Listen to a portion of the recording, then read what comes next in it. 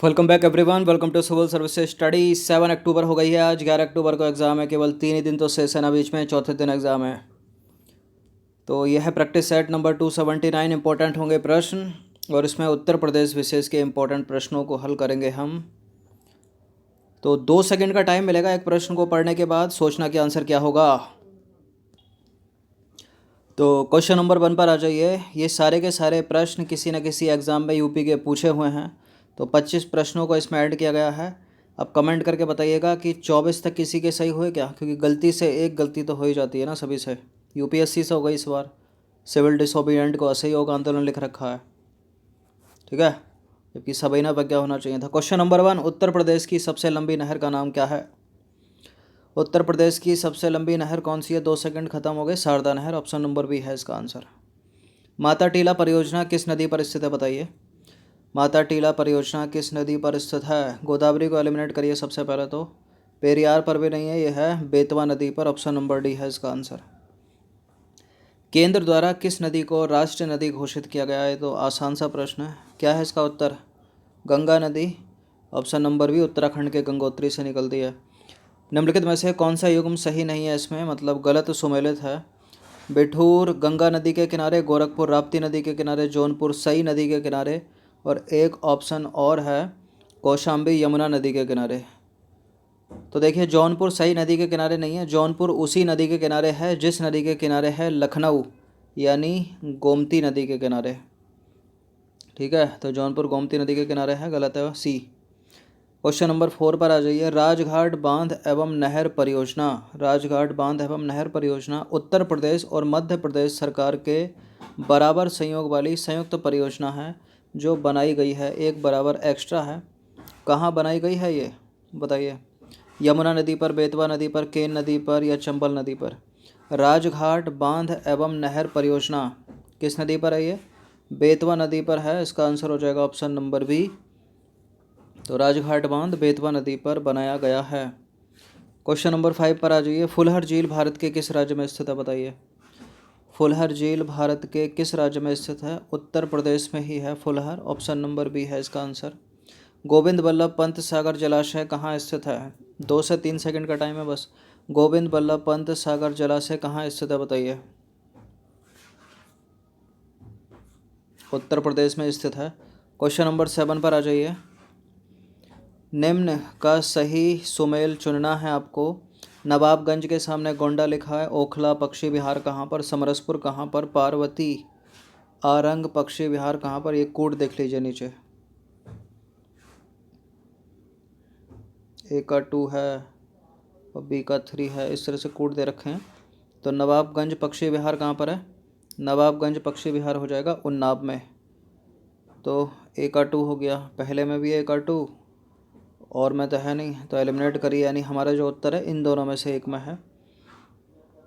तो नवाबगंज उन्नाव में हो गया, ओखला कहाँ पर हो गया? गौतम बुद्ध नगर में हो गया, समरसपुर रायबरेली में हो गया, और पार्वती आरंग कहाँ पर हो गया? ऑप्शन नंबर ए में क्या? गोंडा में। तो इसका आंसर क्या हो जाएगा? ऑप्शन नंबर बी हो जाएगा, ठीक है। फिर से मिलवा देते हैं।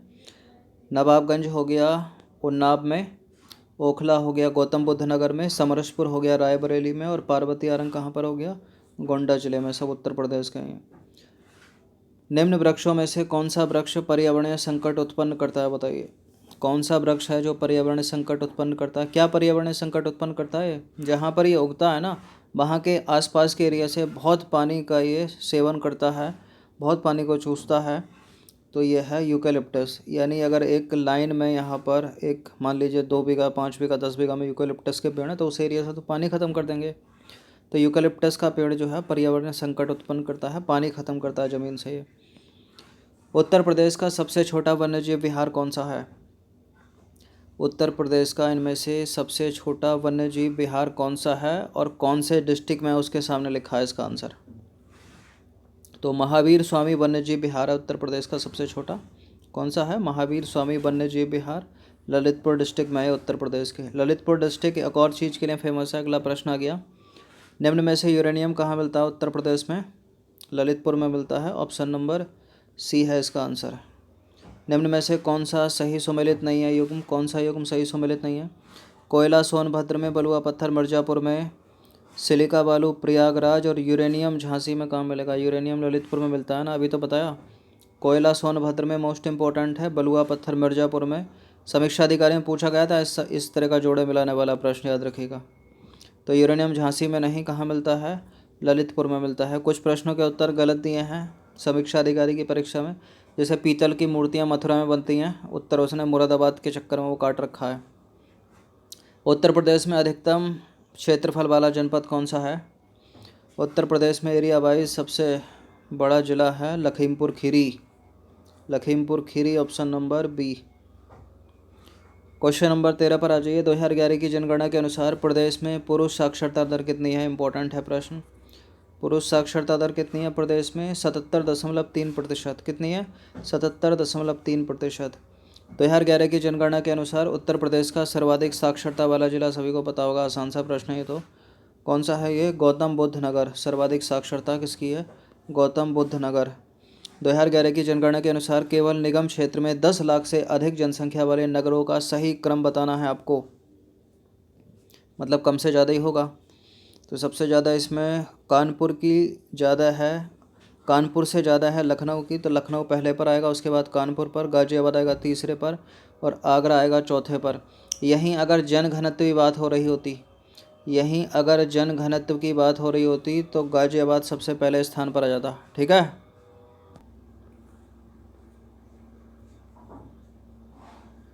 तो लखनऊ, कानपुर, गाज़ियाबाद और आगरा हो जाएगा। नेक्स्ट प्रश्न पर आ जाइए। क्वेश्चन नंबर 16 है। 2011 की जनगणना के अनुसार उत्तर प्रदेश में एसटी आबादी सर्वाधिक कहाँ पर है? एसटी आबादी सर्वाधिक कहाँ पर है? ऑप्शन नंबर क्या हो जाएगा इसका? सोनभद्र डिस्ट्रिक्ट में, ऑप्शन नंबर सी। 2011 की जनगणना के अनुसार निम्न कथनों में से कौन सा कथन सही है? पहला स्टेटमेंट है, न्यूनतम साक्षरता दर वाला जिला श्रावस्ती है, सर्वाधिक लिंगानुपात वाला जिला देवरिया है, न्यूनतम जनघनत्व वाला जिला ललितपुर है, नगर निगम क्षेत्र की जनसंख्या के आधार पर राज्य का सर्वाधिक जनसंख्या वाला नगर कानपुर है। कौन सा वाला एक कथन सही है इसमें? अच्छा, दो कर रखे हैं, स्टेटमेंट दे रखे हैं ना, कूट। तो न्यूनतम जनसंख्या वाला जिला श्रावस्ती है, ये करेक्ट है पहला स्टेटमेंट। सर्वाधिक लिंगानुपात जौनपुर में, गलत है दूसरा स्टेटमेंट। न्यूनतम जनघनत्व वाला ललितपुर है, तो पहला और तीसरा स्टेटमेंट सही हो गया। ठीक है, तो इसका आंसर क्या हो जाएगा? ऑप्शन नंबर बी, केवल 1 और 3। ऑप्शन नंबर बी, केवल 1 और 3। नेक्स्ट क्वेश्चन पर आ जाइए। क्वेश्चन नंबर 18 है। 2011 की जनगणना के अनुसार उत्तर प्रदेश के किस जिले में साक्षरता दर उच्चतम है? तो सभी को पता होगा इसमें आंसर क्या है, गौतम बुद्ध नगर, ऑप्शन नंबर ए। निम्न में से कौन सही सुमेलित नहीं है? बिरजू महाराज का संबंध कत्थक से, बिस्मिल्लाह खां का शहनाई से, अमजद अली खां का सरोद से, जाकिर हुसैन हारमोनियम थोड़ी बजाते हैं, तबला बजाते हैं ना, तो गलत है सी, पहला करेक्ट है। बिरजू महाराज कत्थक से, शहनाई से बिस्मिल्लाह खां, मोस्ट इंपॉर्टेंट है, बहुत पूछे जाते हैं ये। अजमत अली खान सरोद। कर्मा किस क्षेत्र का लोक नृत्य है? कर्मा किस क्षेत्र का लोक नृत्य है? ऑप्शन नंबर ए हो जाएगा इसका, सोनभद्र का। इंपॉर्टेंट है प्रश्न। सैयद सालार मेला कहाँ लगता है उत्तर प्रदेश में? सैयद सालार मेला उत्तर प्रदेश में कहाँ लगता है? एलिमिनेट करते हैं। गोंडा में नहीं लगता है, चलिए फतेहपुर सीकरी में भी नहीं लगता, बताइए। बहराइच में लगता है, बाराबंकी में लगता है सैयद सालार मेला। ऑप्शन नंबर ए हो जाएगा इसका आंसर, बहराइच में लगता है सैयद सालार मेला। निम्न में से कौन बुंदेलखंड का लोकगीत है बुंदेलखंड का? बिरहा लगाकर गलत मत कर दीजिएगा, आल्हा है, आल्हा, ऑप्शन नंबर ए। कौन सा उत्तर प्रदेश का लोक नृत्य है ही नहीं? चरकुला मोस्ट इंपॉर्टेंट है, उत्तर प्रदेश का लोक नृत्य है। धुरिया भी उत्तर प्रदेश का लोक नृत्य है, समीक्षा में ये पूछे गए थे। कर्मा में भी उत्तर प्रदेश का लोक नृत्य है। मुरिया कोई नृत्य नहीं है, डी गलत है। भातखंडे संगीत संस्थान सबको पता है कहाँ पर है, लखनऊ में है और बहुत पूछते हैं इसको। डीम्ड विश्वविद्यालय बना कब था बता दीजिए, इसका सन बता दीजिए। ये पूछ लेते हैं कि भातखंडे संगीत संस्थान है कहाँ पर, तो उत्तर है इसका लखनऊ।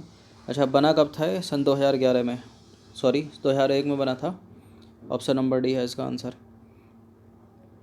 सुविख्यात चित्र सत्यम शिवम सुंदरम की रचना किसने की थी? सुविख्यात चित्र सत्यम शिवम सुंदरम की रचना किसने की थी? क्या हो जाएगा इसका answer? Option number B, Shivnandan Nautiyal ने। किसने की थी? शिवनंदन नौटियाल ने की थी सत्यम शिवम सुंदरम। तो 25 प्रश्न थे, एक बार इसका रिवीजन कर लीजिएगा। धन्यवाद।